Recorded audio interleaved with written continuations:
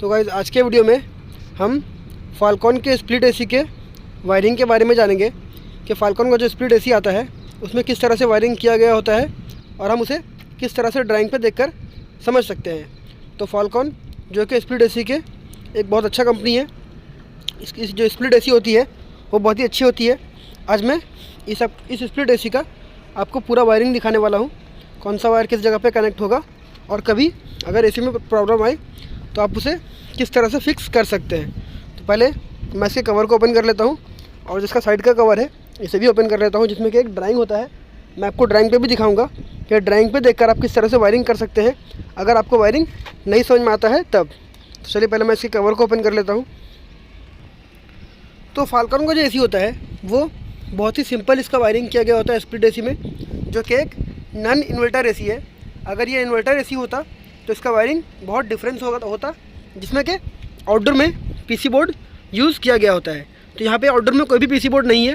पहले मैं आपको इसके ड्राइंग पे दिखाता हूँ कि ड्राइंग पे किस तरह से इसका वायरिंग किया गया है। पहला यहाँ पे जो है ये मोटर, ये कंडेंसर मोटर को शो कर रहा है, फ़ैन मोटर यहाँ पे लिखा हुआ है। उसके यहाँ पे जो भी वायरिंग है ये सिर्फ आउटडोर का वायरिंग है। इंडोर नॉर्मली जो कि मैंने आपको स्प्लिट एसी में दिखाया एलजी में या फिर यूनिस्टार में, जिसमें सिर्फ 2 वायर आउटडोर पे आता है, जो कि ये न्यूट्रल और ये लाइन वायर है। तो जिसमें भी ये न्यूट्रल और लाइन वायर सिर्फ आउटडोर पे आता है, उसका जो इंडोर का वायरिंग है वो लगभग सेम होता है। या सिर्फ अगर किसी इंडोर पे जो ब्लोअर मोटर है वो अगर डीसी मोटर दिया गया हो तो उसमें जो ये कैपेसिटर हम यूज़ करते हैं ब्लोअर मोटर के लिए, इस तरह का कैपेसिटर हम यूज़ करते हैं ब्लोअर मोटर के लिए, वो उसमें सेपरेट नहीं होगा, वो पीसी बोर्ड में इंस्टॉल्ड होगा, पीसी बोर्ड में लगा हुआ होगा। और जो जो ब्लोअर मोटर का वायर होगा वो पूरा वायर एक पीसी बोर्ड में जाकर फिक्स हो जाएगा। तो यहाँ पे हम इसके आउटडोर के बारे में जानते हैं। यहाँ पे जो वायरिंग है ये हो गया यहाँ पे फ़ैन मोटर के बाद ये हो गया कंप्रेसर मोटर का मतलब जो है वो कंप्रेसर ही है। कंप्रेसर का कोई अलग से मोटर यहाँ पर नहीं लगा हुआ है, ये पूरा एक इनबिल्ट कंप्लीट कंप्रेसर आता है, जिसमें कि नाम दिया गया है सिर्फ कंप्रेसर मोटर। यहाँ पे है टर्मिनल बॉक्स। अब मैं आपको दिखाता हूँ फ़ैन मोटर जो यहाँ पे दिखा रहा है, ये फ़ैन मोटर इस जगह पे हो गया, यहाँ पे जो फ़ैन मोटर लगा हुआ है। उसके बाद यहाँ पे है कंप्रेसर, इसके अंदर में कंप्रेसर हो गया, तो वीडियो में नहीं दिख पाएगा। तो चलिए, कंप्रेसर के बाद फ़ैन मोटर हो गया, कंप्रेसर हो गया। यहाँ पे है मोटर प्रोटेक्टर, ये मोटर प्रोटेक्टर कहाँ पे हम देख लेंगे। उसके बाद आता है ये टर्मिनल बॉक्स जो कि इंडोर पे है, और ये जो टर्मिनल बॉक्स है ये आउटडोर पे है, न्यूट्रल लाइन और अर्थ। तो ये वो टर्मिनल बॉक्स है जहाँ पे लगा हुआ है। और यहाँ पे एक ये जो डायग्राम दिया गया है ये overheat protection interface, high pressure protection interface, ये जो है ये ऑप्शनल वायर है। अगर हम इसे कनेक्ट करें तो भी ये रन करेगा, अगर नहीं कनेक्ट करेंगे तो क्या होगा, अगर ये सिस्टम हाई प्रेशर से अगर इसमें हाई प्रेशर का प्रॉब्लम होता भी है तो ये सिस्टम ट्रिप नहीं करेगा। इसलिए इसमें एक हाई प्रेशर का सेंसर दिया गया है। मैं आपको दिखाता हूँ कि वो सेंसर किस जगह पे है। तो ये वायर आप देख रहे हैं, ये जो वायर आया है ये वायर जाकर ये कंडेंसर कोयल के साथ में इस जगह पे जो कंडेंसर कोयल है यहाँ पे लास्ट के एरिया में, इस जगह पे लास्ट के अंदर के साइड पे ये जो सेंसर है वो कनेक्टेड है। तो सिस्टम पे अगर हाई प्रेशर का प्रॉब्लम होता है तो उस सेंसर से इस वायर से कमांड जाएगा जो कि कंप्रेसर को ऑफ़ कर देगा। यहाँ पे जो वायर लगा हुआ है इस वायर से कमांड जाएगा इंडोर के लिए, जो कि हर स्प्लिट एसी में नहीं होता है। मतलब कि नॉर्मली जब मैंने आपको एलजी का एसी दिखाया था जिसमें सिर्फ न्यूट्रल और फेस वायर बाहर आता हो, उसमें ये सेंसर का वायर नहीं होता है।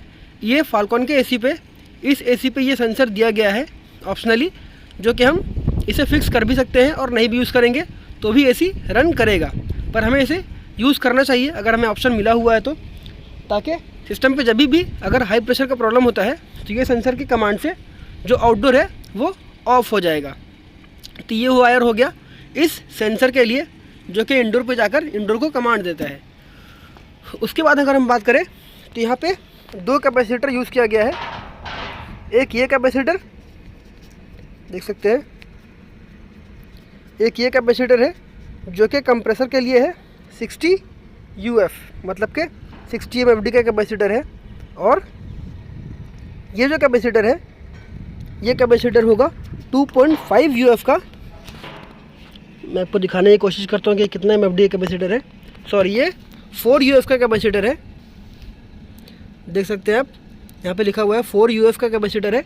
तो ये जो 4 UF का कैपेसिटर है ये सेपरेट यूज़ किया गया है कंडेंसर मोटर के लिए, क्योंकि कंडेंसर मोटर का जो रिक्वायर्ड है वो 4 UF का कैपेसिटर इससे ज़रूरत है। इसलिए ये 4 UF का कैपेसिटर इस कंडेंसर मोटर के लिए और ये कैपेसिटर इसके कंप्रेसर के लिए।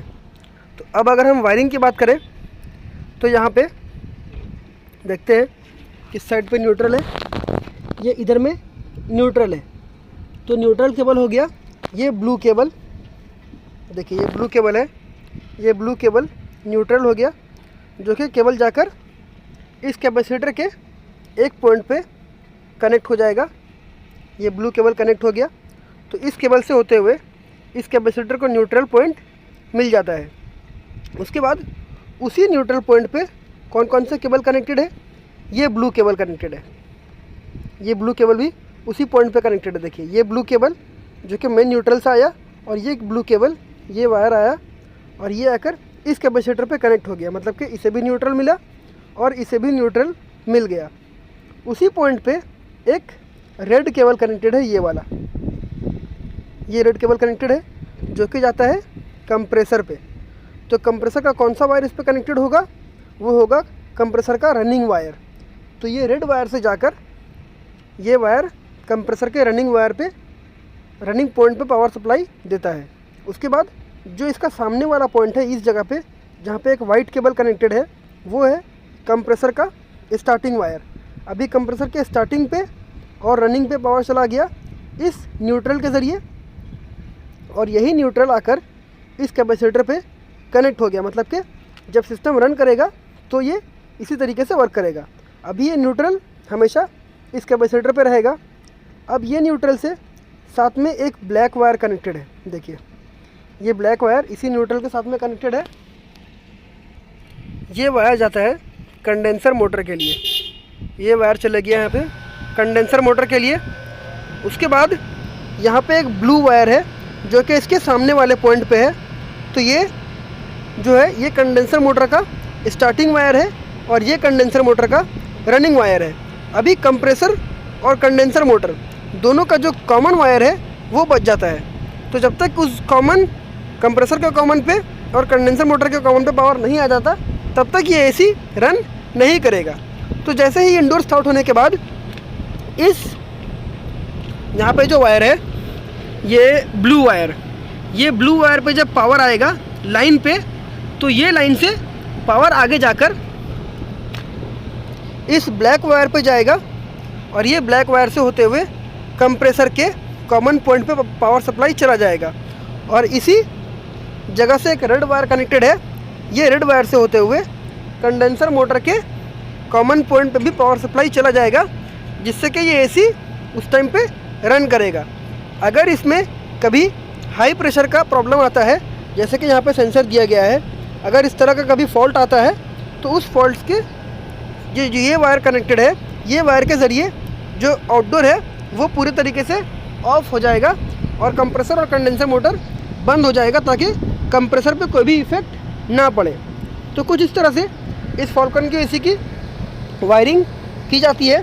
नेक्स्ट वीडियो में मैं आपको किसी और एसी के बारे में वायरिंग डायग्राम दिखाऊंगा। तो आज के वीडियो में बस इतना ही। अगर वीडियो अच्छी लगी हो तो वीडियो को लाइक करें, चैनल को सब्सक्राइब करें और बेल आइकन को ज़रूर प्रेस करें, ताकि मेरे आगे आने वाली वीडियो की अपडेट आप तक ज़रूर पहुँचे। Thank you.